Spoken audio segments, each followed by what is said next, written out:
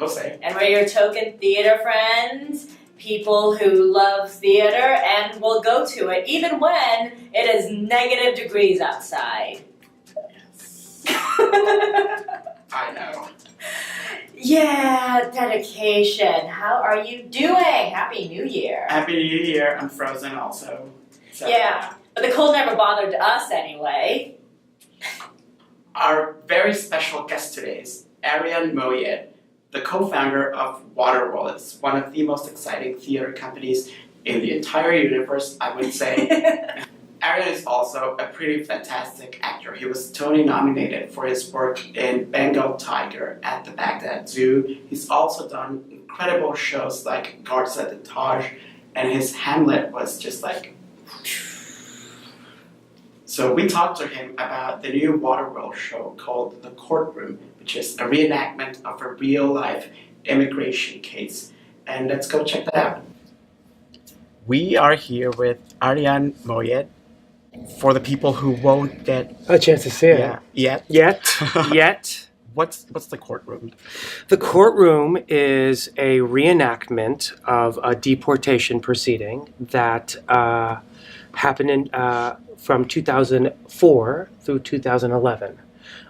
We have taken the transcripts of all of this case about a young woman, young Filipino woman by the name of Elizabeth Keithley, who went to the DMV in the first 6 months that she was here, and at the DMV was asked if she would like to register to vote. And not knowing anything of what any of that meant, thinking that she's basically like getting her state ID, which is why she was there. And why would they ask? And why would they ask if she's not and she showed her Filipino passport and all that. They, she signed where she was told to, didn't know how, wasn't reading it exactly, didn't know, and kept on, it was rushed right through, and, then gets a voter registration card, and she and her American husband said, well, if they give you the voter registration card, that must mean that you can vote. I mean, they must have vetted you and said that that was okay. So she thought she could vote, and so she voted. And by doing that, she didn't realize that she couldn't have done that. And so they put her into deportation proceedings, and she lost the first case, So she was ordered to be deported from the United States back to the Philippines.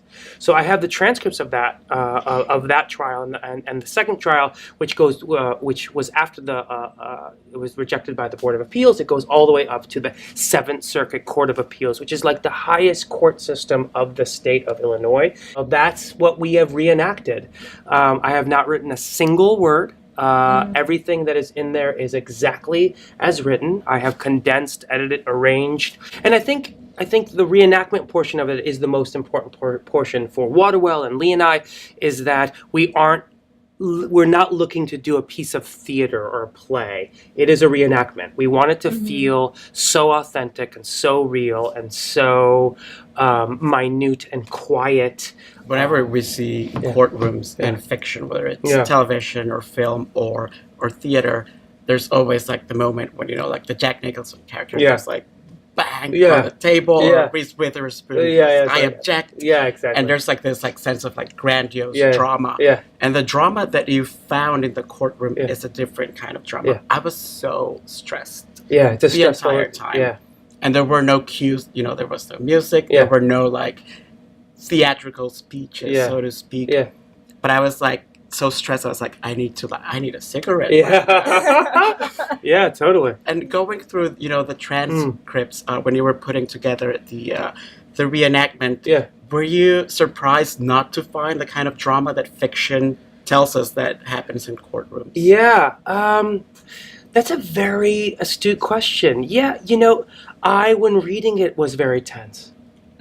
Because I really, again, as an immigrant, and with parents that came here that didn't speak the language super well, I can't tell you how many times my parents have done and said yes to things that they shouldn't have said yes to. Just because, not because they're dumb, it's like so overwhelming, and people talk fast, and it's like, oh, yeah, sure, okay, yeah.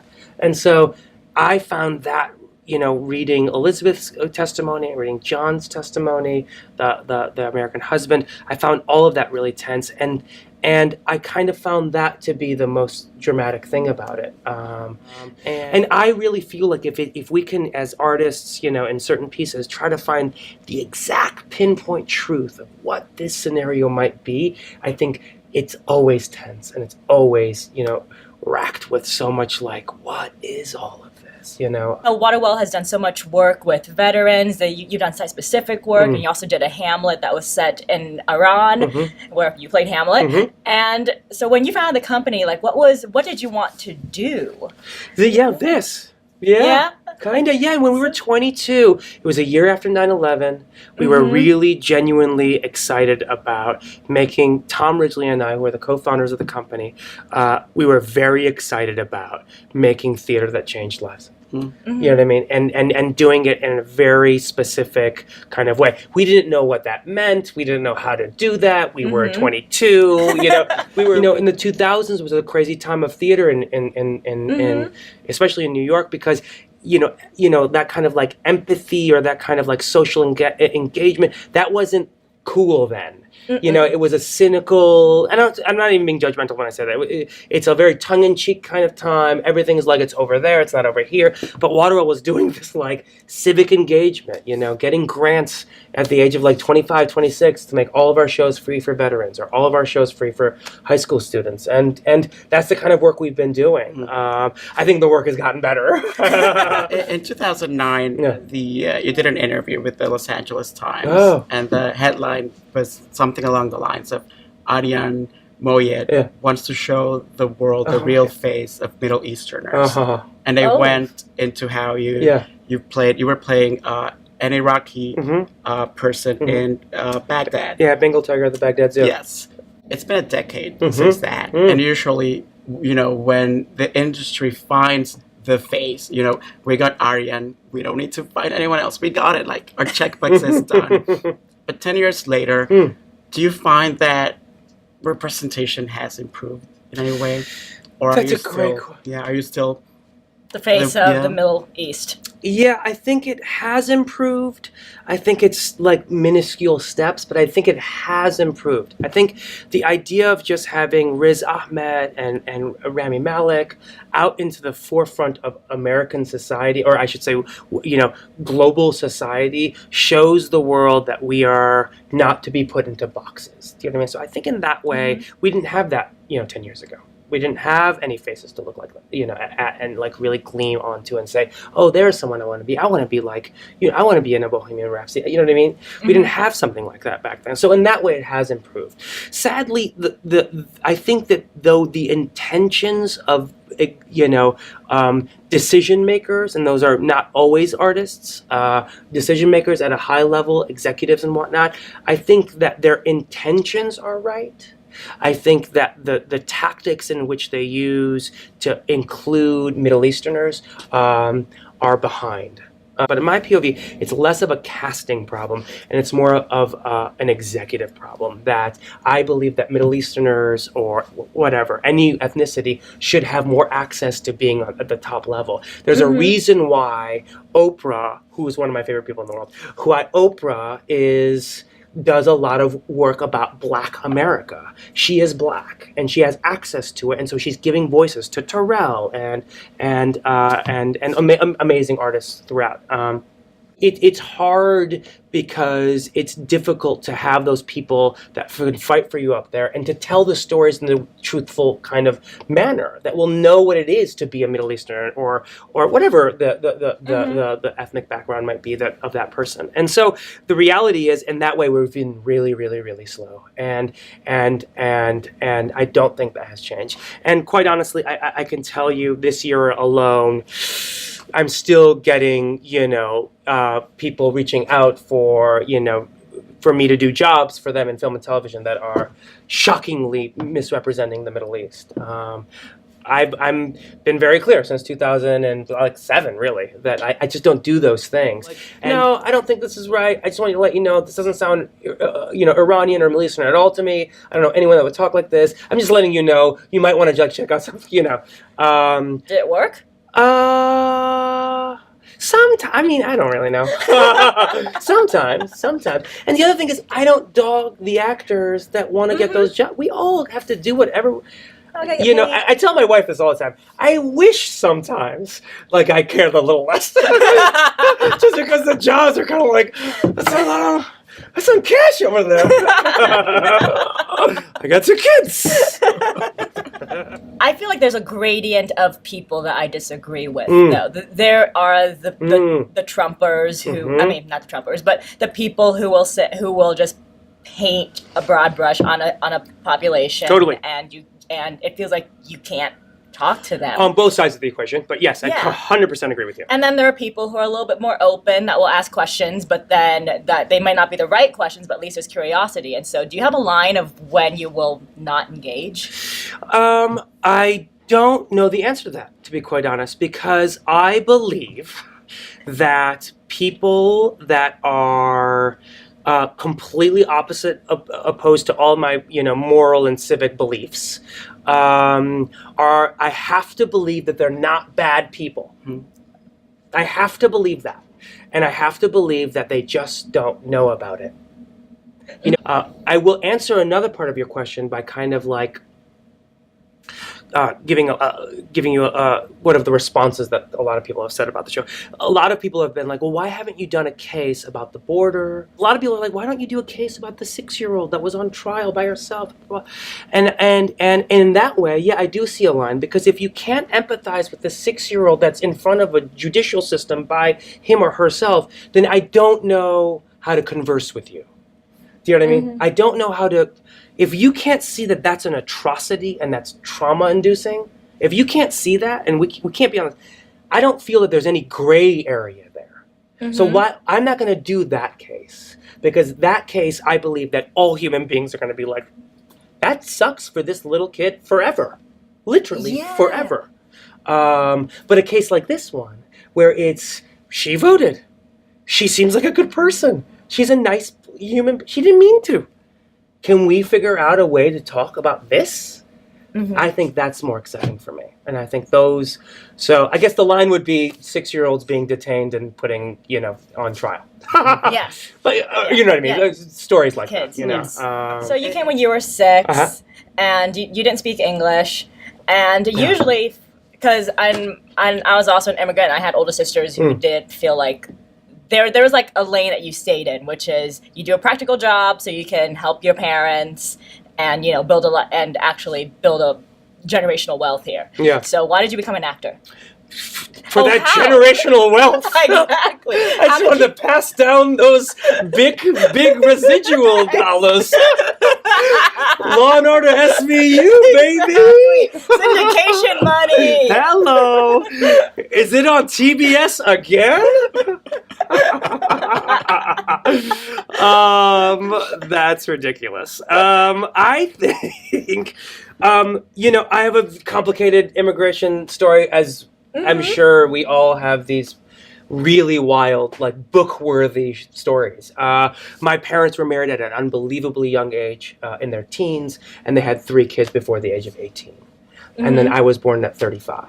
Yeah. And so that already is like a complicated scenario there.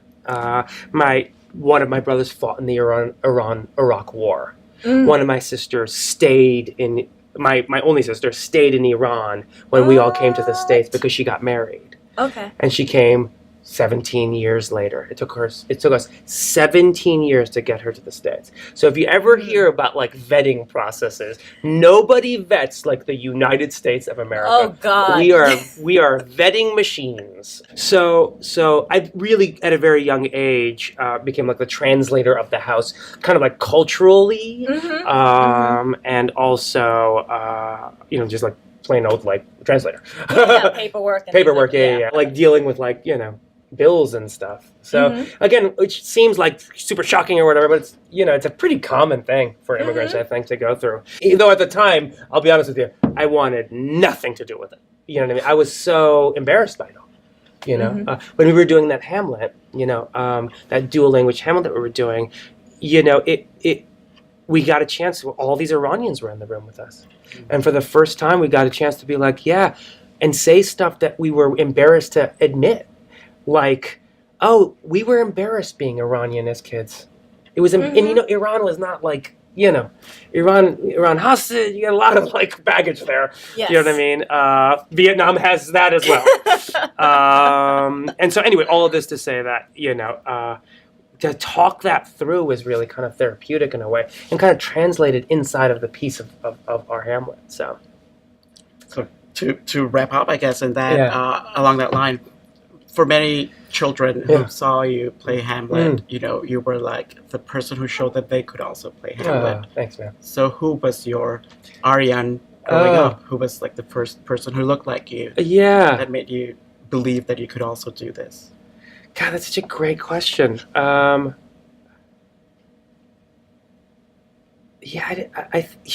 so, I mean, we didn't have anybody. Right. So, how then? I don't know. How did you do it? I don't know. I don't know. Yeah, I mean, like, I didn't have anyone like, we didn't have any, it's like the only people, I'm sorry, I'm stumbling because I'm trying to like think while I've never been asked that. I can only go back to say that like the only people that I grew up with and were like real like heroes for me were my mom and my dad. Honestly, my mom and my dad, because it would just seem, looking back, all that seems so hard. Mm-hmm. Do you know what I mean? Mm-hmm. It all seems super difficult. I say this to our students at our education program. I say, think about it like this. Imagine if you and your family had to pick up right now and say, we're moving to China and we're going to live in this city. And we don't know the language, we don't know the culture, we don't know anything, but now this is what we're doing for the rest of our lives. Complicated, stressful, trauma-inducing, resilient making, you know what I mean? And I saw the resilience of my parents in that, which was kind of like miraculous. On the art kind of thing, because my parents, I don't know how it is in your guys' culture, but everything came like 15 years like later. So like my parents were like madly in love with like I Love Lucy, like in like the early 80s. So I grew up with like watching a lot of I Love Lucy and and Charlie Chaplin and so I thought all of them were like my heroes. I was like, these guys can make anybody laugh. Those are who I kind of look up to, That's such a, I don't know what kind of answer that is, but you wanted to be Charlie Chaplin when you grew up? Kinda. I have a huge Charlie Chaplin poster in our house. I got Charlie Chaplin stories. I've read 2 books. I'm a Charlie Chaplin fanatic. Okay. Not a great person, but complicated person, as I say. But an amazing artist. Yeah. Maybe you should bring back the musical at some point. I would love that. It's like, you will play him. So what's the next step for the Courtroom? That's a great question. We are going to be doing one more performance on the 19th of February at the Green Space, which we're very excited about. I guess the next bigger steps is how do we take this production or even this transcript and put it into a bunch of different cities across the country and have everyone do it. So please, if you are interested in reenacting the Courtroom, let us know. Like, we are interested in putting this show into your community, and we will make it as easy as possible for you to do that. I give you a guarantee. One of our shows was done at the Thurgood Marshall Courthouse, which is some place. Is that where you saw it? Yes. It's some people call it like the second most important courtroom in America. Do it in the White House. Do it in the White House. We do want to do it in DC. In front of the White House. Yes. We want to do it. Bring RBG. Yeah, RBG would love this show. God. RBG would love this theater. show. She would love it. And she probably knows some of the judges that are like, especially in the 7th Circuit. Yeah, totally. Going down to DC, doing it in places like that, like in the Congress. Why not do it in Congress? Mm-hmm. Just put it up in Congress. That was fun. Question, Jose. Which show would you cross water to see? Since we're talking about immigration this episode. Probably any musical, like starting Kelly O'Hara. I would just like swim to get to Kelly. I went out last Little night. Mermaid. Yeah, I went out last night and like it was like 5 degrees when I left the house, and I left the house to go see Kelly O'Hara. So He loves you so much, Kelly. Please come on our show. Please. What about you? Probably cross water to see Lea Salonga. When she did Fun Home in the Philippines, and I was trying to find like any bootleg of it, and I could not find it. What is wrong with you, Filipinos? Why did you not record that? I would like that very much. But also remember, don't record shows. Yes, don't do it, but do it. Actors Equity, please don't write an angry letter at us. Yes. Anyway, we hope you enjoyed our interview with Arian. You can find the audio of that on our podcast, where we also review 3 shows running in New York City. And where can we find all of this? You can find us on iTunes, Stitcher, wherever you get podcasts. And if you like our show, you can subscribe to us on YouTube. And if you hit the bell, you'll get notifications whenever we post interviews with interesting theater people. And if you have suggestions for who we should interview next, leave us comments, send us letters. You know how to use the internet to find people. I don't even know why I'm telling you all this. It's been a year, people. Thank you for watching, and remember, theater's more fun when you take a friend, especially if it's cold, because then you'll need a friend for body heat. Yeah. Bye!